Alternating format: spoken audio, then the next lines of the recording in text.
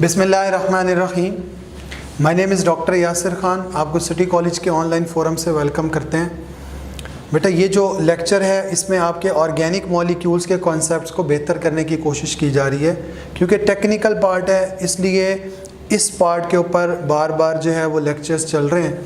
कल जहाँ पे मैंने टॉपिक को वाइंड अप किया था, मैं वहीं से टॉपिक को स्टार्ट कर रहा हूँ। कार्बोहाइड्रेट्स क्या होते हैं उसमें हमने लिटरल मीनिंग्स को देखा और ये देखा कि कार्बोहाइड्रेट्स वो होते हैं जिनमें ratio of the hydrogen and the oxygen 2:1 होगी as that in the water. लेकिन मैंने कहा था ये बात हर जगह पर फुलफिल नहीं होती, इसलिए कार्बोहाइड्रेट्स की जो बेसिक डेफिनेशन है वो ये मेंशन की गई है कि carbohydrates are the polyhydroxy. Poly का मतलब है सेवरल, हाइड्रोक्सी का मतलब है hydroxyl groups, aldehydes and the ketones. याद है आपको एल्डिहाइड्स? मैंने कहा था कि कार्बोनाइल ग्रुप हो और उस कार्बोनाइल ग्रुप के एक तरफ अल्काइल चेन हो और दूसरी तरफ हाइड्रोजन हो, ये एल्डिहाइड है। जबकि on the other hand carbonyl group है, इस कार्बोनाइल ग्रुप के एक तरफ अल्काइल चेन है, दूसरी तरफ अल्काइल चेन है, they are actually the ketones. यानी दो क्राइटेरिया रखे गए हैं कार्बोहाइड्रेट्स की डेफिनेशन को एक्सप्लेन करने के लिए। पहला क्राइटेरिया कि they either have the aldehyde functional group, either have the ketonic functional group, और दूसरा क्राइटेरिया है कि दे हैव द पॉलीहाइड्रोक्सी, यानी काफ़ी सारे हाइड्रोक्सल ग्रुप्स भी हों। ठीक है, तो डेफिनेशन है कि they are the polyhydroxy aldehydes या पॉलीहाइड्रोक्सी कीटोन्स। अच्छा, हाइड्रोलिसिस क्या होता है? देखो कुछ बेसिक टर्म्स होती हैं जहाँ पर बच्चे बड़ी कॉमन मिस्टेक्स करते हैं। हाइड्रोलिसिस क्या होता है? हाइड्रोलिसिस होता है कि अगर कोई बड़ा मॉलिक्यूल है, मैं दो बातों का कंपैरिजन बताता हूँ, हाइड्रोलिसिस और कंडेंसेशन क्या होगा। अगर कोई बड़ा मॉलिक्यूल है, पॉलीमर है, और उस पॉलीमर ने टूटना है और टूटकर छोटा मॉलिक्यूल बनाना है, यानी मोनोमर्स ने बनना है, तो पॉलीमर्स टूटकर जब मोनोमर्स बनते हैं तो एक बात याद रख लो, वाटर का मॉलिक्यूल ऐड होता है। तो break down of the larger molecules या break down of the complex molecules या break down of the polymers to form the monomers via the addition of water is known as the hydrolysis. It is known as the hydrolysis. आप इसी के बिल्कुल opposite term पढ़ते हो, what is condensation या what is the dehydration synthesis. यानी monomers हों, छोटे मॉलिक्यूल्स हों, सिंपल यूनिट्स हों, and they combine to form the polymers. Monomers बेटा जब कंबाइन करके पॉलीमर्स बनाएंगे तो इस पॉलीमर्स की बनने के दौरान वाटर का मॉलिक्यूल ना लिबरेट होता है, खारिज होता है, रिलीज होता है। हम इसको कहते हैं इट इज द कंडेंसेशन, या इसका दूसरा नाम है डिहाइड्रेशन सिंथेसिस। डी का मतलब होता है लेस, हाइड्रेशन का मतलब है वाटर, यानी वाटर का लेस होना, वाटर का रिमूव होना।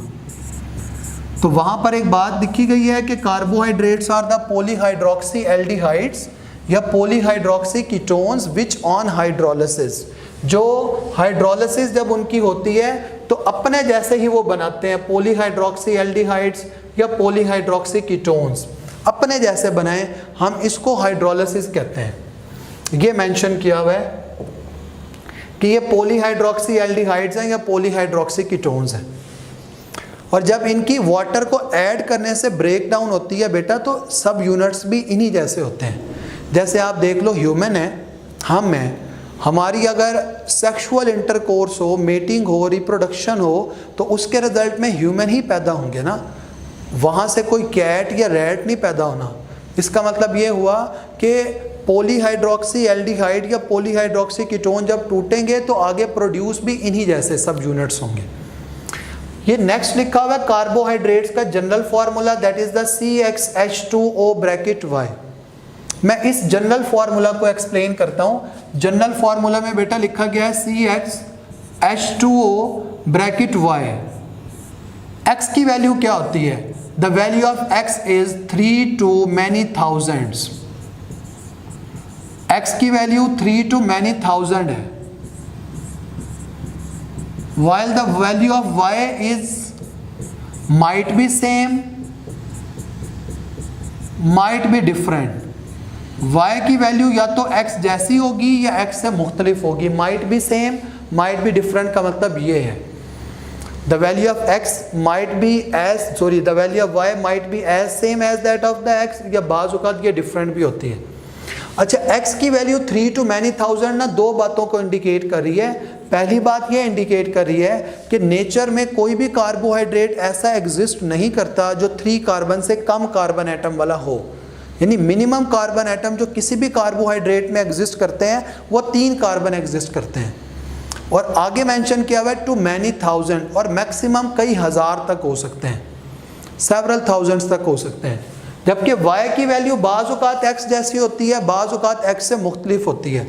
जब मैं कार्बोहाइड्रेट की क्लासिफिकेशन बेटा आपको बताऊंगा तो मैं बताऊंगा कि कौन कौन सी कार्बोहाइड्रेट की क्लास है जिसमें y की वैल्यू x जैसी है और किस में y की वैल्यू x से डिफरेंट है. ये मैं आपको क्लासिफिकेशन में बताऊंगा. क्लियर? आगे लिखा हुआ है कि कार्बोहाइड्रेट्स जो हैं ये करते क्या हैं. कुछ जनरलाइज बातें बताई गई हैं. देखो, कार्बोहाइड्रेट्स जो होते हैं इनके बारे में कहा जाता है they are the immediate source of energy.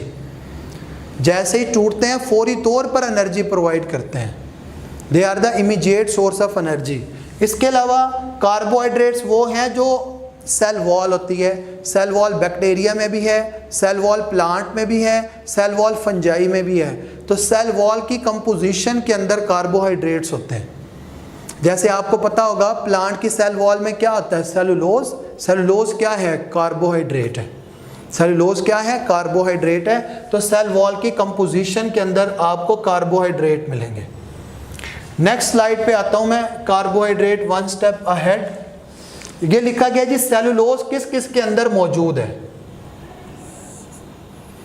यानी कल मैंने कुछ आपसे क्वेश्चंस पूछे थे, अभी तक मुझे उनके आंसर रिसीव नहीं हुए, कि नेचर में सबसे अबंडेंट जो कार्बोहाइड्रेट है बेटा वो सबसे अबंडेंट जो वैसे तो नेचर में सबसे अबंडेंट ऑर्गेनिक मॉलिक्यूल कार्बोहाइड्रेट है. अब कौन सा कार्बोहाइड्रेट नेचर में सबसे अबंडेंट है? ये सेलुलोज. सेलुलोज हमारी नेचर में कौन कौन सी फॉर्म में मौजूद है? कॉटन में सेलुलोज है, वुड में सेलुलोज है, पेपर में सेलुलोज है. ये सेलुलोज की प्योर फॉर्म्स है कि आपको कॉटन में, पेपर में, वुड में क्या मिलेगा? सेलुलोज मिलेंगे. Cellulose is a carbohydrate. Next लिखा हुआ है कि सोर्स ऑफ द कार्बोहाइड्रेट्स क्या होते हैं. मैंने आपको एनाबोलिज्म में एक रिएक्शन पढ़ाया था कि when the 6 molecule of carbon dioxide as they combine with the 6 molecules of water it result in the formation of a glucose molecule. Glucose क्या है? कार्बोहाइड्रेट है. इट मीन्स कि कार्बोहाइड्रेट का सोर्स क्या हो गया? Green plants when they carry out the process of photosynthesis. ये green plants को बनाते हैं. ग्रीन प्लांट्स कार्बोहाइड्रेट्स को बनाते हैं. They are the source of the carbohydrates. अगली बात लिखी हुई है कि कार्बोहाइड्रेट कुछ कॉन्जुगेटेड मॉलिक्यूल्स भी बनाते हैं. यही आपका जो यूनिट नंबर 2 चल रहा है बायोलॉजिकल मॉलिक्यूल का, इसका आखिरी टॉपिक कार्बोहाइड्रेट है. कॉन्जुगेटेड मॉलिक्यूल ऐसे तमाम होते हैं जहां पर 2 मॉलिक्यूल्स हों, 2 मॉलिक्यूल्स, और उनके लिए कंडीशन है कि both belonging from the different category. 2 molecules हों और 2 डिफरेंट कैटेगरीज के हों. जब वो आपस में कंबाइन करते हैं तो कॉन्जुगेटेड मॉलिक्यूल्स बनाते हैं. When they combine to form the conjugated molecule. जैसे आप देख लो बेटा, एक तरह का conjugated molecule ग्लाइकोप्रोटीन मेंशन किया गया है. टर्म पे फोकस करो तो कार्बोहाइड्रेट के लिए जो हम टर्म इस्तेमाल करते हैं वो ग्लाइको करते हैं. प्रोटीन के लिए प्रोटीन. तो कार्बोहाइड्रेट और प्रोटीन जब ये 2 डिफरेंट ग्रुप्स आपस में कंबाइन करते हैं, 2 डिफरेंट कैटेगरीज के मॉलिक्यूल्स आपस में कंबाइन करते हैं तो बनने वाला मॉलिक्यूल ग्लाइकोप्रोटीन होता है. And the glycoprotein is a conjugated molecule. ऐसे ही आप देखें कार्बोहाइड्रेट जब लिपिड के साथ कंबाइन करें तो फिर क्या बनेंगे? ग्लाइकोलिपिड्स बनेंगे. ये जनरलाइज रोल लिखा हुआ है कार्बोहाइड्रेट्स का कि कार्बोहाइड्रेट्स जो होते हैं इनका सोर्स क्या होता है, जनरल फार्मूला क्या होता है, डेफिनेशन क्या होती है, कार्बोहाइड्रेट्स का रोल क्या होता है, कार्बोहाइड्रेट किस किस फॉर्म में मौजूद है और कॉन्जुगेटेड फॉर्म के अंदर कार्बोहाइड्रेट कैसे मौजूद है. कार्बोहाइड्रेट की बेटा क्लासिफिकेशन भी है। नेक्स्ट है कार्बोहाइड्रेट की क्लासिफिकेशन, ये है 3 बड़े ग्रुप्स में हम कार्बोहाइड्रेट्स को क्लासिफाई करते हैं। कुछ ऐसे कार्बोहाइड्रेट्स हैं विच आर द मोनोसेक्राइड्स। अच्छा, ये जो वर्ड कार्बोहाइड्रेट है ये ग्रीक वर्ड सेक्रॉन से डिराइव हुआ है। सेक्रॉन का मतलब होता है शुगर। तो कार्बोहाइड्रेट में एक कैटेगरी है मोनोसेक्राइड, एक कैटेगरी है ओलिगोसेक्राइड और एक कैटेगरी है पॉलीसेक्राइड। 3 तरह की कैटेगरीज हैं। हम इनमें जब कंपैरिजन देखते हैं तो अंदाज़ा होता है कि ये जो मोनोसेक्राइड है ये बिल्कुल सिंपल शुगर्स हैं, सिंपल से स्ट्रक्चर बड़ा सिंपल है इनका, जबकि ओलिगोसेक्राइड ज़रा कॉम्प्लेक्स हैं और पॉलीसेक्राइड जो होते हैं वो मोस्ट कॉम्प्लेक्स शुगर्स होते हैं। यानी हमने सिंपल से कॉम्प्लेक्सिटी की तरफ इनके नेम मेंशन किए हुए हैं और सिंपल से कॉम्प्लेक्सिटी की तरफ हमने इनको अरेंज किया हुआ है कि monosaccharide are the simple sugars, oligosaccharide are the complex sugars और polysaccharide are the most complex. Next है नंबर ऑफ शुगर यूनिट्स, यानी सेक्राइड यूनिट्स जिन्हें हम कहते हैं। मोनोसेक्राइड में एक ही है, ओलिगोसेक्राइड्स के अंदर 2 से लेकर 10 तक हो सकते हैं। यानी अगर सेक्राइड यूनिट्स जो है वो 2 से लेकर 10 तक हैं तो वो ओलिगोसेक्राइड हैं, 10 से बढ़ जाते हैं तो वो पॉलीसेक्राइड्स होते हैं। 10 से बढ़ जाए ना अगर शुगर्स यूनिट्स तो फिर वो पॉलीसेक्राइड, अप टू 10 मैंने कहा वो ओलिगोसेक्राइड, अगर सिर्फ एक हो तो फिर मोनोसेक्राइड है। उसके बाद है टेस्ट। ये जो मोनोसेक्राइड्स होते हैं they have the sweet in taste, taste के एतबार से ये स्वीट होते हैं। Oligosaccharide are the less sweet in taste while the polysaccharides are the tasteless. यानी पॉलीसेक्राइड का कोई टेस्ट नहीं होता, ओलिगोसेक्राइड का टेस्ट होता है लेकिन ज़रा कंपैरेटिवली लेस स्वीट है। मोनोसेक्राइड जो होते हैं वो टेस्ट के एतबार से ज़्यादा स्वीट होते हैं। Solubility, monosaccharides are easily soluble in water because they are simple, while the oligosaccharides are less soluble in water, polysaccharides are sparingly soluble in water. They are the sparingly soluble, या फिर हम sometime इनको कहते हैं they are insoluble. sparingly का मतलब होता है बड़ी मुश्किल से हल होना। नेक्स्ट लिखा हुआ है हाइड्रोलिसिस। मैंने कहा ना break down of the molecules by the addition of the water. Monosaccharide क्योंकि ऑलरेडी सिंपल है, मैंने कहा सिंगल सेक्राइड यूनिट पर मुश्तमिल है, आप उसको मजीद वाटर डाल के कैसे ब्रेक करवाएंगे, मजीद क्या बनाएंगे आप उससे। तो monosaccharide can not be hydrolysed while the oligosaccharides they can be hydrolysed, polysaccharide they can also be the hydrolysed. अच्छा, मोनोसेक्राइड का जनरल फार्मूला है CH2O ब्रैकेट N, या फिर ये आगे लिखा हुआ है CnH2n, आगे N लिखा हुआ है। ये इसके कुछ जनरल फार्मूले हैं, या फिर हम इसको CnH2O ब्रैकेट N भी लिख सकते हैं। यानी आप इसको ऐसे भी लिख सकते हो एज अ होल CH2ON, या आप इसको ऐसे भी लिख सकते हो CnH2ON। जो ओलिगोसेक्राइड्स होते हैं उनका जनरल फार्मूला लिखा हुआ है बेटा CnH2O ब्रैकेट N-1। अच्छा, जिस ओलिगोसेक्राइड का ये जनरल फार्मूला लिखा हुआ है that is the disaccharide, because the most commonly occurring oligosaccharides are the disaccharide. ये उनका लिखा हुआ है, सबसे कॉमनली अकरिंग ओलिगोसेक्राइड डाइसेक्राइड होते हैं। तो CnH2O ब्रैकेट N-1। अगर ट्राइसेक्राइड होगा यानी जो 3 सब यूनिट्स जो पर मुश्तमिल होगा तो उसका मॉलिक्यूलर फार्मूला फिर क्या होगा, ट्राइसेक्राइड का CnH2O ब्रैकेट N-2। डाई का ये लिखा हुआ है क्योंकि सबसे कॉमनली अकरिंग ओलिगोसेक्राइड्स जो हैं वो डाइसेक्राइड्स होते हैं, इसलिए हम उन्हीं का जनरल फार्मूला ओलिगो का बताते हैं कि जी ओलिगो का भी यही है। जबकि पॉलीसेक्राइड का जनरल फार्मूला वही है जो आपने कार्बोहाइड्रेट्स के अंदर पढ़ा है CxH2O ब्रैकेट Y। यानी हमें कार्बोहाइड्रेट्स की 3 कैटेगरीज का पता चला कि मोनोसेक्राइड्स, ओलिगोसेक्राइड और पॉलीसेक्राइड, इन तीनों के अंदर क्या डिफरेंस होता है। नेक्स्ट मैं इनमें से किसी एक क्लास को एक्सप्लेन करता हूँ, एक कैटेगरी को मैं मोनोसेक्राइड को एक्सप्लेन कर देता हूँ। ये मोनोसेक्राइड है कि जो मोनोसेक्राइड के अंदर फर्दर क्लासिफिकेशन है, it depends upon the number of carbon atoms. Carbon atom के नंबर पर डिपेंड करती है। जनरल फार्मूला आपने अभी पढ़ा, क्या है general formula, CnH2O bracket n and the value of n is 3 to 7। n की वैल्यू क्या है 3 to 7, यानी जो minimum number of carbon atom वाला मोनोसेक्राइड होगा वो 3 कार्बन वाला होगा, और maximum number of carbon atom वाला जो मोनोसेक्राइड होगा वो 7 कार्बन एटम्स वाला होगा। 3 carbon atom and the 7 carbon atoms. इसलिए क्लासिफिकेशन में आप देखें, क्लासिफिकेशन में ट्राइयोज, टेट्रोज, पेंटोज, हेक्सोज और एक हमारे पास है हेप्टोज, यानी ये इसकी ना क्लासिफिकेशन है। ट्राइयोज है, टेट्रोज है, पेंटोज है, हेक्सोज है एंड द हेप्टोज है। तो यहाँ पे हेक्सोसिस तक मेंशन की गई है, नेक्स्ट हेप्टोज भी है। ठीक है बेटा, तो ये मैंने ना क्लासिफिकेशन मेंशन की है।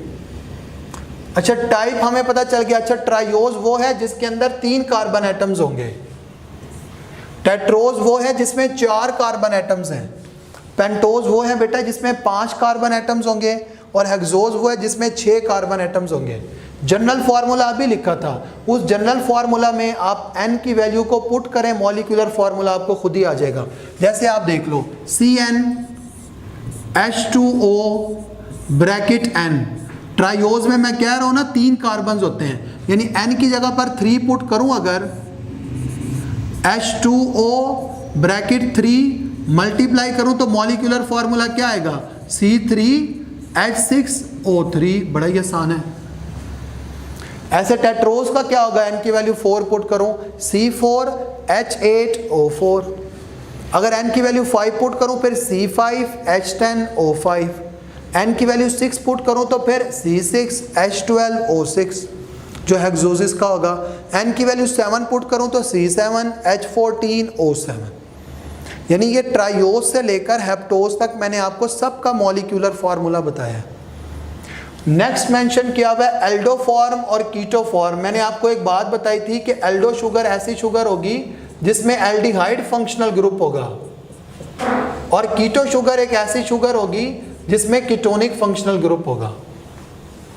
एल्डो शुगर ऐसी शुगर है जिसमें एल्डिहाइड फंक्शनल ग्रुप है, कीटो शुगर ऐसी शुगर है जिसमें कीटोनिक फंक्शनल ग्रुप होता है। अब आप खुद देख लें कि वो तमाम शुगर जिनमें एल्डिहाइड फंक्शनल ग्रुप होगा हम उसको इसके नीचे लिखेंगे, जिनमें कीटोनिक फंक्शनल ग्रुप होगा इसके नीचे। तो पहले आप ट्राइयोसिस की एल्डो फॉर्म और कीटो फॉर्म को पढ़ लें कि ट्राइयोसिस हैं 3 कार्बन कंटेनिंग शुगर हैं, उनमें कौन सी ऐसी शुगर होगी जिसमें एल्डिहाइड फंक्शनल ग्रुप होता है, 3 कार्बन कंटेनिंग शुगर हो, और कौन सी ऐसी शुगर होगी जिसमें कीटोनिक फंक्शनल ग्रुप होगा। तो एक मेंशन की गई है एल्डो फॉर्म वाली, वो है ग्लिसरल्डिहाइड। क्या है? ग्लिसरल्डिहाइड। और कीटोनिक फॉर्म है dihydroxy acetone. Both are trioses. Difference क्या है दोनों में? अच्छा, both have the same molecular formula. फिर डिफरेंस कहाँ पे एग्जिस्ट करता है? On the base of functional group, कि glyceraldehyde has the aldehyde functional group while the dihydroxy acetone has the ketonic functional group. Functional group का difference है। Clear? अच्छा, ये ग्लिसरल्डिहाइड और डाईहाइड्रोक्सी एसीटोन है ना, आप जब चैप्टर नंबर 11 पढ़ेंगे, आप फोटोसिंथेसिस को पढ़ोगे, आप रेस्पिरेशन को पढ़ोगे, तब आपको अंदाज़ा होगा कि ये ऐसे प्रोसेस होते हैं जिनमें ग्लिसरल्डिहाइड और डाईहाइड्रोक्सी एसीटोन ये दोनों बनते हैं। लिखा हुआ है intermediates in the photosynthesis. Intermediate का मतलब होता है जो किसी रिएक्शन में कहीं दरमियान में बन रहा हो, किसी रिएक्शन में कहीं दरमियान में बन रहा हो, हम उसको इंटरमीडिएट्स कहते हैं। दूसरा मैं टेट्रोज बता देता हूँ, बाकी ज़रा थोड़े डिटेल ज़्यादा है वो मैं कल आपको स्टार्ट करवाऊँगा। तो टेट्रोजिस के अंदर बेटा एक फॉर्म लिखी गई है अरिथ्रोज और एक है अरिथ्रोलोज। याद हो जाए तो ठीक है, वरना ये 2 फॉर्म हमारी बुक में बताई नहीं है। हमारी बुक में ये बताया गया कि tetroses are rare in nature.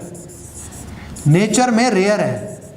अगर नेचर में कहीं है भी सही तो कहाँ है? आगे रोल में लिखा हुआ है कि they are produce as the intermediate in the bacterial photosynthesis. They are produce as a intermediate in the bacterial photosynthesis. Clear? तो इंटरमीडिएट के तौर पर प्रोड्यूस होते हैं। तो ये मैंने बताया टेट्रोजिस क्या हैं। अब आ गया वो आखिरी सेगमेंट जिसमें मैंने आपसे क्वेश्चन पूछने हैं और आपने उन तमाम क्वेश्चन का आंसर कमेंट सेक्शन में देना है। पहला मैं क्वेश्चन पूछ रहा हूं कि क्या बैक्टीरिया फोटोसिंथेटिक होते हैं। पहला क्वेश्चन है कि क्या बैक्टीरिया फोटोसिंथेटिक हैं।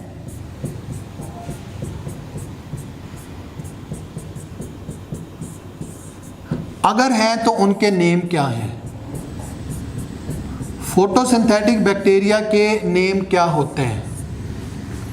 दूसरा, the general formula of the disaccharide is CnH2O bracket N-1। ये डाइसैकेराइड का मैंने आपको जनरल फार्मूला बताया है।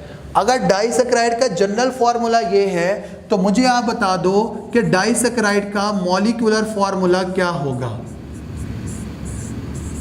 डाइसैकेराइड का मॉलिक्यूलर फार्मूला क्या होगा।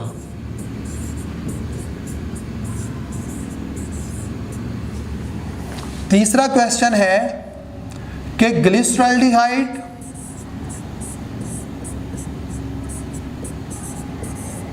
And the dihydroxy acetone, glyceraldehyde and the dihydroxy acetone have the same molecular formula,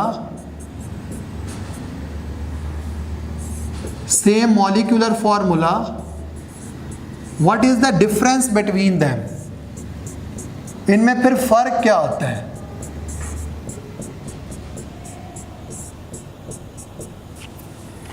question number 4 है, मोनोसैकेराइड्स को हम कितनी कैटेगरीज में क्लासिफाई करते हैं। How many categories of the monosaccharides?